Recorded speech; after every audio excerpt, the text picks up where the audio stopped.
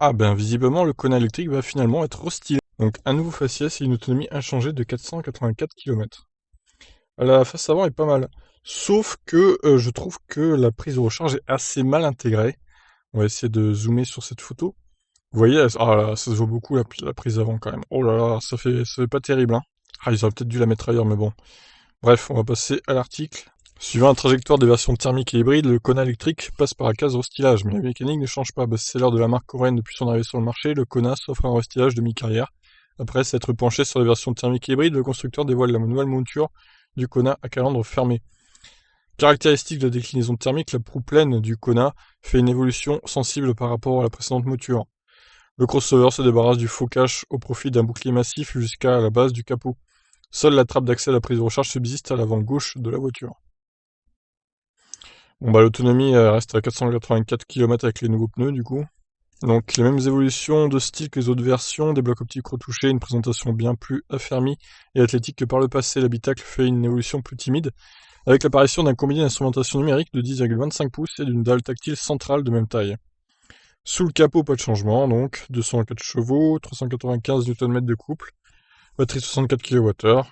La recharge, c'est pareil, ça n'évolue pas. Alors là, ils mettent 100 kW, mais en vrai, c'est 77. Hein. Le Kona, c'est pas 100 du coup. C'est encore un peu mensonger du coup. La recharge à 11 kW en courant alternatif. Eh bien, nous allons découvrir les nouvelles photos de ce Kona.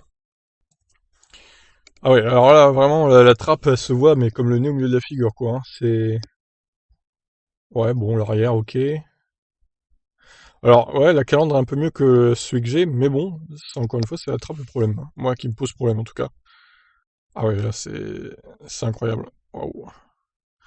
En plus, elle est dans l'espèce de renfoncement, là, la trappe, c'est même pas droit, enfin, c'est trop bizarre, quoi.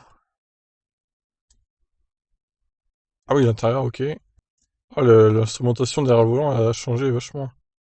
Ah ouais, on la voit un peu, là. On voit pas beaucoup, c'est dommage, je vais essayer de zoomer.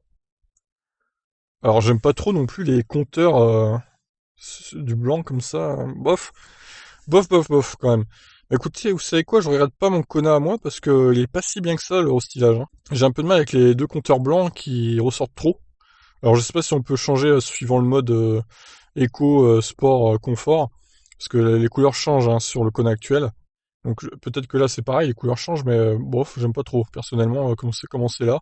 Et l'écran tactile central, oui, bah, il a l'air un peu mieux, mais bon, sans plus. Bah écoutez, en tout cas, si vous me posez la question, est-ce que je regrette d'avoir pris mon Kona plutôt que celui-ci? Non, du coup, parce que ça fait 2 ans que je roule à l'électrique, et j'ai déjà fait quasiment 40 000 km.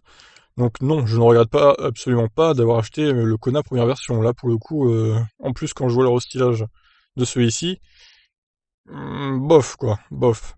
Donc voilà. Écoutez, je vous laisse réagir. Qu'est-ce que vous en pensez de ce restylage du Kona électrique? Allez, ciao, ciao.